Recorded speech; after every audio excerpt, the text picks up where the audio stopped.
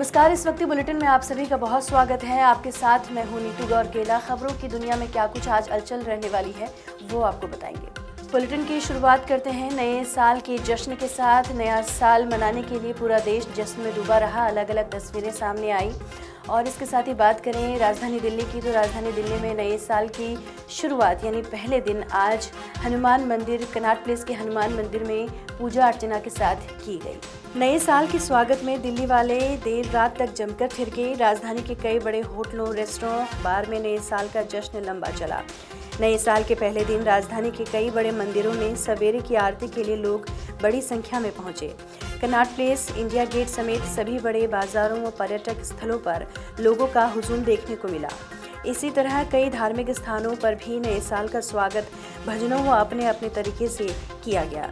नए साल पर लोगों के लिए एक तोहफा है। तोहफा ये कि सरकारी तेल कंपनियों ने gas cylinder, LPG gas cylinder के दामों में कटौती की है। आपको बता दें कि एक महीने के अंदर ये दूसरी बार ऐसा होने जा रहा है कि जब एलपीजी सिलेंडर के दामों में कटौती की गई है। सरकारी तेल गैस कंपनियों ने लोगों को नए साल के पहले दिन बढ़िया तोहफा दे दिया है। सरकारी तेल कंपनियों ने एलपीजी सिलेंडर के दाम में सोमवार को कटौती करने की जानकारी दी। इस तरह महीने भर में एलपीजी सिलेंडर के दाम दूसरी बार कम हुए हैं। सरकारी तेल कंपनियों इंडियन ऑयल यानी आईओसी, भारत पेट्रोलियम, बीपीसीएल और हिंदुस्तान पेट्रोलियम एचपीसीएल ने ये कटौती 19 किलो वाले कमर्शियल सिलेंडर के दाम में की है। हालांकि इस बार एलपीजी सिलेंडर के दाम में की गई कटौती बेहद मामूली है। कई शहरों में 19 किलो वाले कमर्शियल एलपीजी सिलेंडर के दाम आज से 1-1.5 रुपये कम हुए हैं, जबकि 14 किलो वाले घरेलू एलपीजी सिलेंडर के भाव में कोई बदलाव नहीं हुआ है। देश में कोरोना धीरे धीरे फैल रहा है। हालांकि ये कहा जा रहा है कि जो संक्रमण है ये सर्दी, जुकाम और इसके साथ ही बुखार के साथ बढ़ रहा है। आपको बता दें कि 40 देशों में ये जो नया संक्रमण है वो तेज़ी से फैल रहा है और भारत में भी इसका असर देखने को मिल रहा है। बात करें राजधानी दिल्ली की, तो राजधानी दिल्ली में 599 टेस्ट किए गए, जिनमें से कि कोविड के 19 केस पॉजिटिव पाए गए हैं। दिल्ली में सामने आ रहे नए कोविड मामलों पर स्वास्थ्य मंत्री सौरभ भारद्वाज का कहना है कि जैसे कि हमने अनुमान लगाया था, दक्षिण भारत में कोविड-19 मामलों में वृद्धि के साथ उत्तर में मामले सामने आना तय था। जारी रिपोर्ट के अनुसार दिल्ली में 599 टेस्ट किए गए, जिनमें से कि 10 पॉजिटिव आए हैं।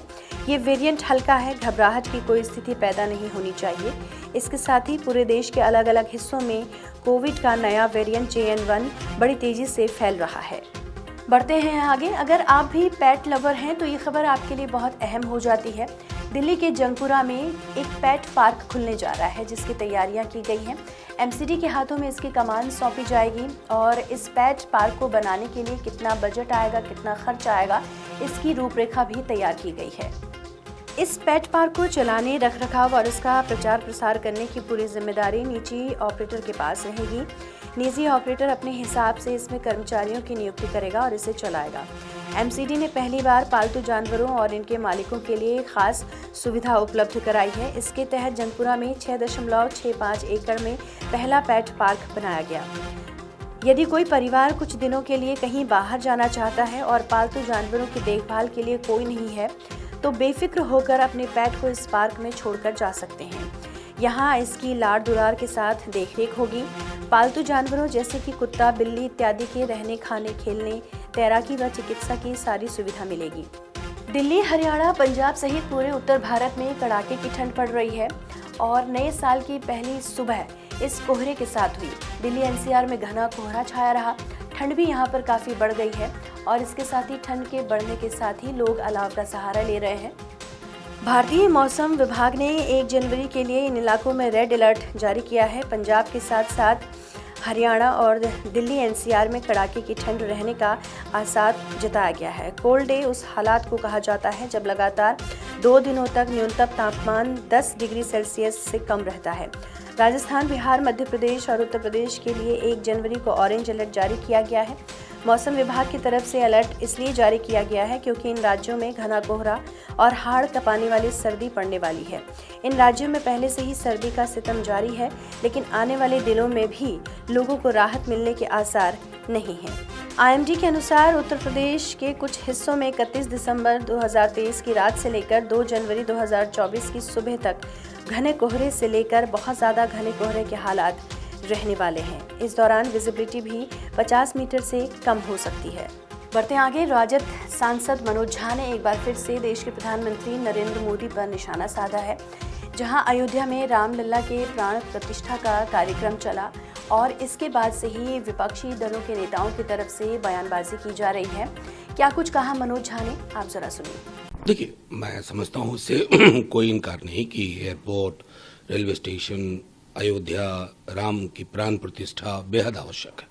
लेकिन एक बार अकेले में, एकांत में माननीय प्रधानमंत्री जी अगर रामचंद्र पुरुषोत्तम, मर्यादा पुरुषोत्तम से एकालाप करेंगे ना, अंतरालाप, बातचीत करेंगे, तो मर्यादा पुरुषोत्तम भी कहेंगे कि हमारे बच्चों के रोजगार के बारे में क्या सोच रहे हो नरेंद्र जी, देश की महंगाई के बारे में क्या सोच रहे हो प्राइम मिनिस्टर साहब। ये मर्यादा पुरुषोत्तम कहेंगे। अगर उनकी संकल्पना आपके अंदर सही है, वो उनसे ये भी पूछेंगे कि आय की इतनी बड़ी असमानता के बीच भी आप इतना सहज कैसे महसूस कर रहे हैं प्रधानमंत्री जी। ये सवाल मर्यादा पुरुषोत्तम पूछेंगे। अगर मर्यादा पुरुषोत्तम की संकल्पना प्रधानमंत्री जी के मन में भी वही है। तो ये थी वो खबरें आज जो चर्चा में बनी रहेंगी। इन खबरों से जुड़ी हुई अपडेट हम आपको लगातार देते रहेंगे।